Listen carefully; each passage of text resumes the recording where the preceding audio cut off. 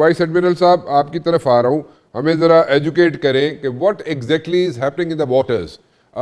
کچھ عرصہ پہلے یہاں پہ باتیں ہو رہی تھیں, I would say like 4-6 months back, اور وہ باتیں یہ ہو رہی تھی کہ جناب the wars will be fought in the waters.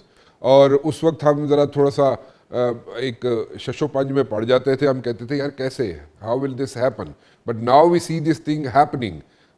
اس وقت جو ہے جو وار چل رہی ہے اس میں ایک ایشو ہے, ایک سچویشن ہے ان دا واٹرز, اور وہ دن بہ دن بڑھتا جا رہا ہے, and that is obviously impact کر رہا ہے اکانومی کو, اور جو جتنے بھی یہاں پہ ریجنل کنٹریز ہیں, سو مچ ہو پوری دنیا کی اکانومی کو امپیکٹ کر رہا ہے وہ.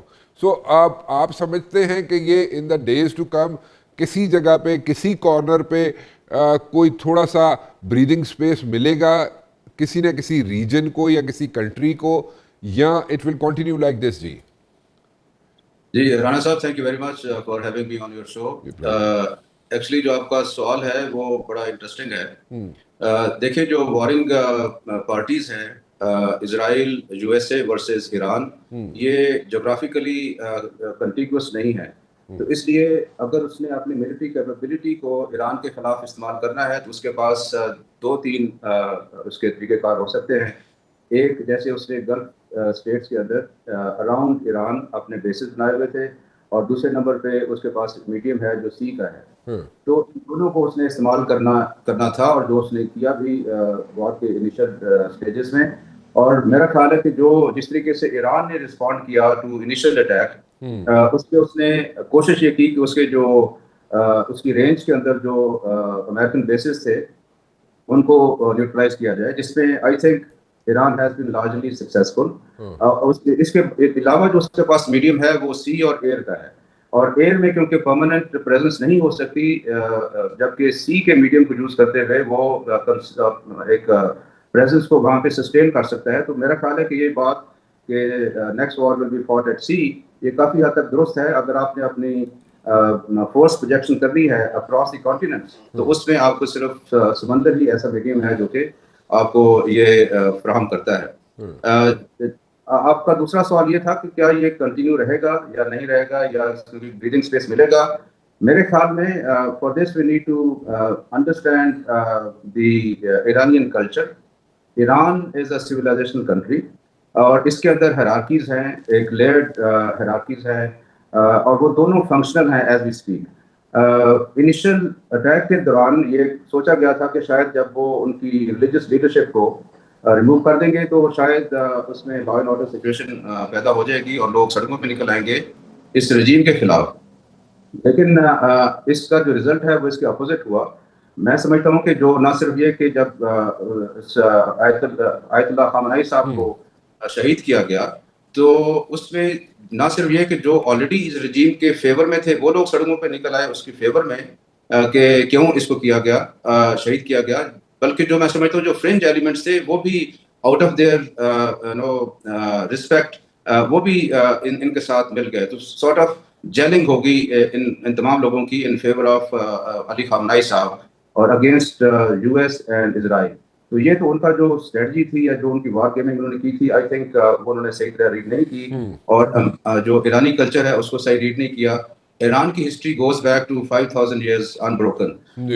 So the Iranian people, they love their culture, their traditions, their country, their leadership, اور they are proud to be Iranians. تو جب یہ سب تھوڑا سا یہاں پہ انٹرپٹ کروں گا آپ کو.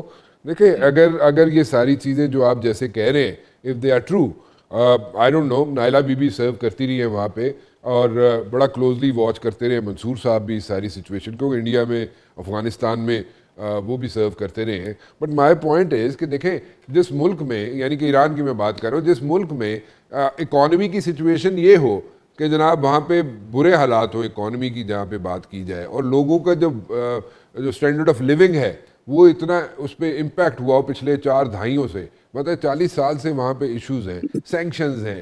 اچھا ٹو بی آنیسٹ, مجھے جو انٹل ہے, سینکشنز کے باوجود وہاں پہ billions and trillions of dollars کا جناب کاروبار ہوتا ہے, ٹھیک ہے, اور ہوتا آیا ہے, ٹھیک ہے, اور وہ بھی ساتھ جو نیبرنگ کنٹریز ہیں ان کے ساتھ ہوتا آیا ہے. وہ اس میں کوئی اتنی کوئی سیکرٹ نہیں ہے بات یہ, ویسے خیر اینی ویز وہ تو چلتا رہتا ہے. لیکن دین اگین نہ ایئر پاور ایران کے پاس ایئر پاور نہیں ہے, ڈیولپ نہیں کر سکا, اکنامکلی اپنے آپ کو ٹھیک نہیں کر سکا, اپنے ماسز کو ریلیو نہیں دے سکا.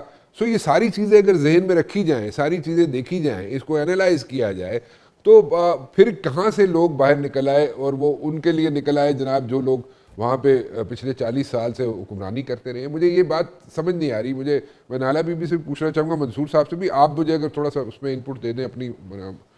سلیم صاحب.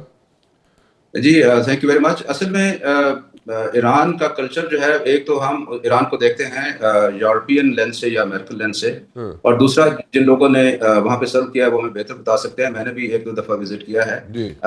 میں سمجھتا ہوں کہ ایران کے اندر وہ کیپیسٹی ہے. یہ بات بالکل درست ہے, یہ بات بالکل درست ہے کہ there is huge asymmetry between US Israel combined versus Iran. لیکن there is a law of asymmetry also, جہاں جس کے مطابق کہ اگر ایک کنٹری جو کہ سپیریئر نہیں ہے, انفیریئر ہے in military capability and wealth, وہ ایک سپیریئر اینیمی کو ڈیفیٹ کر سکتا ہے اگر وہ اس کے جو اسٹرکچرل ڈیفیشنسیز ہیں ان کو ہٹ کرے, اور نمبر 2 اپنا موٹیویشنل لیول وہ مینٹین رکھے.